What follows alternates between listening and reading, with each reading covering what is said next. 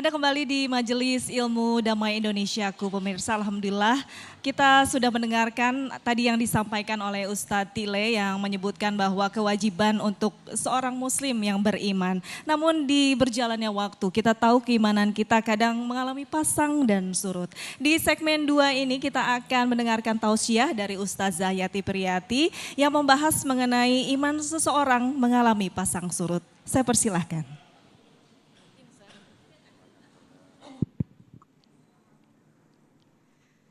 Bismillahirrahmanirrahim. Assalamualaikum warahmatullahi ta'ala wabarakatuh.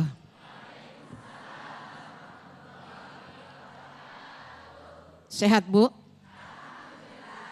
Bapak sehat? Dompet Bapak sehat? Bismillahi walhamdulillah.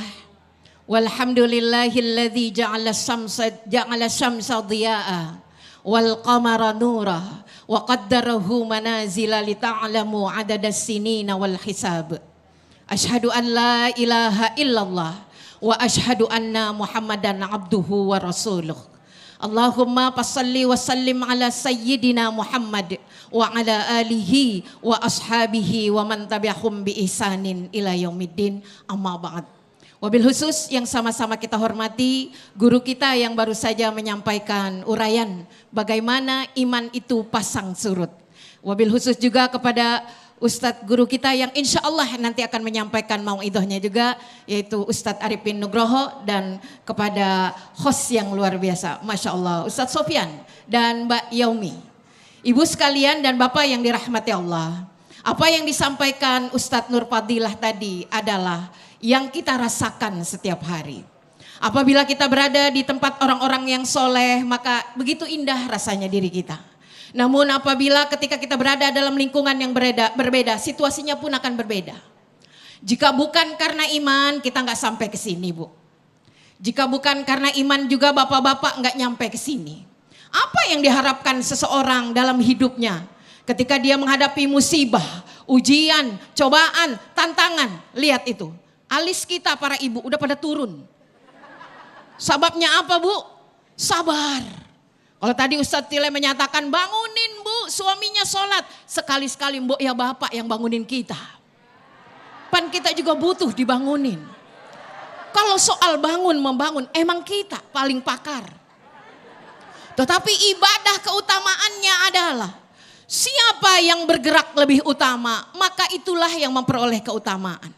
Iman yang membawa kita dalam batas kesabaran ketika ujian itu datang. Makanya orang-orang yang beriman ketika diuji ada kalam yang begitu indah dari Allah Subhanahu wa taala. Alladzina idza asabathum musibah qalu inna lillahi wa inna ilaihi. Rumah kebanjiran, inna lillahi. Rezeki lepas dari tangan, suami diambil orang. Kalau bukan karena iman, istri yang suaminya diambil orang nulis status galau. Tapi ketika iman bicara dirasakan. Setiap denyut nadinya bukan suaminya yang diingat, yang punya suaminya. Karena bisa jadi suami bisa pindah ke lain hati. Tapi Rabb yang punya hati mampu membolak-balikan hati. Makanya dalam doa istri yang solehah kalau diuji imannya mulai bergerak. Kalau bicara tentang ujian, lebih banyak mana Pak? Ujian Bapak sama Ibu? Ibu-ibu Pak. Makanya ibu-ibu ini hebat. Allah ciptakan menjadi pendamping bapak-bapak. Anak siapa yang ngurus Bu? Ibu. Yang beken siapa Bu? Bapak. Bapaknya. Yang belangsak siapa Bu? Ibu. Anak benar, bapaknya bagel dada. Anak salah, kita yang diomelin. Sabar karena iman perempuan bicara. Bapak-bapak pun begitu, diuji sama istri Pak. Ini bapak-bapak udah lulus ujian semua. Makanya kata ulama kita, laki-laki yang tahan uji sama istrinya udah setingkat wali Pak. Mudah-mudahan bapak wali semua. Karena sabar menghadapi istri. Suami yang sabar menghadapi istri, kalau bukan karena memandang dengan iman, gampang tukar ganti. Tapi istri dididik dengan benar karena iman ada di dalam dada. Ini yang membawa kita bisa hidup berumah tangga jadi sakinah, berkeluarga jadi indah, berteman, punya besti yang soleh dan soleha, punya kerabat dan saudara, pertengkaran terjadi namun hidup kita tetap indah. Kenapa? Yang kita ingat adalah Allah.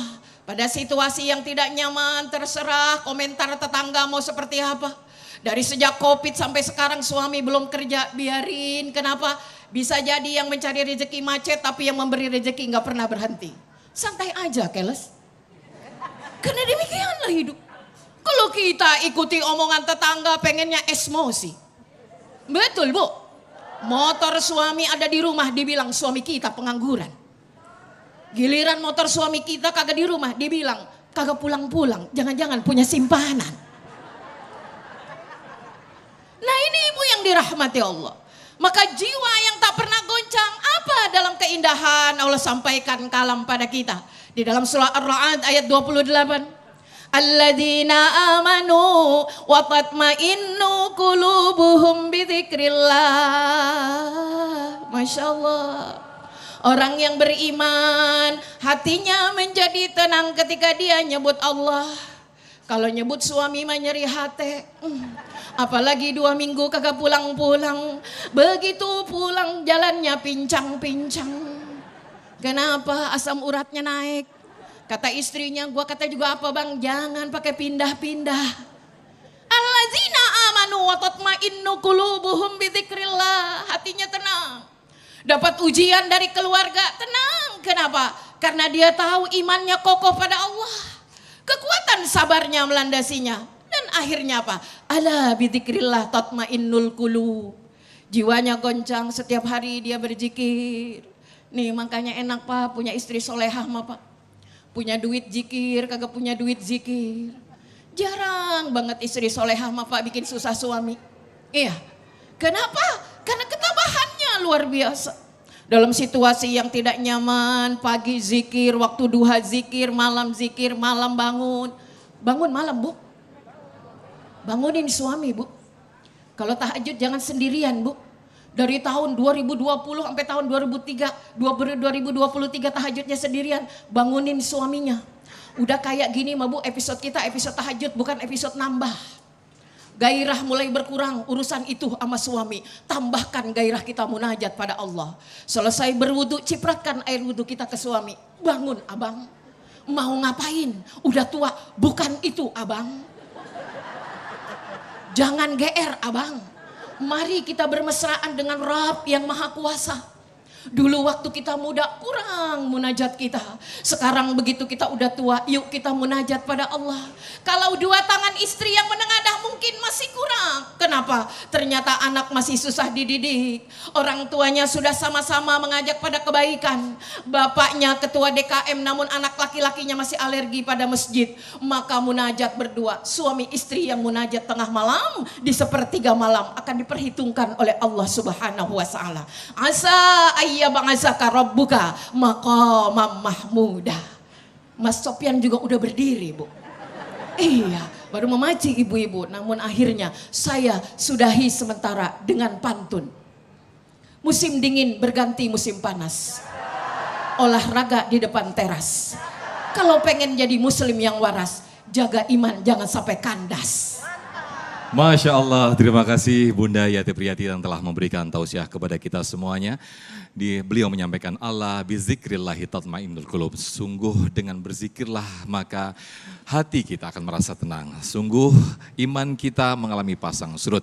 Alimanu yazidu wa yanqus, bertambah dengan keimanan, dengan ketakwaan, berkurang dengan perbanyak maksiat kita yang kita selalu kita lakukan. Itulah yang harus kita hindari. Lalu perintah Rasulullah SAW untuk selalu memperbarui iman kita dengan perbanyak mengucapkan la ilaha illallah. Itulah nanti insya Allah akan disampaikan selengkapnya oleh guru kita Ustadz Arifin Nugroho. Sesaat lagi tetaplah di Damai Indonesiaku.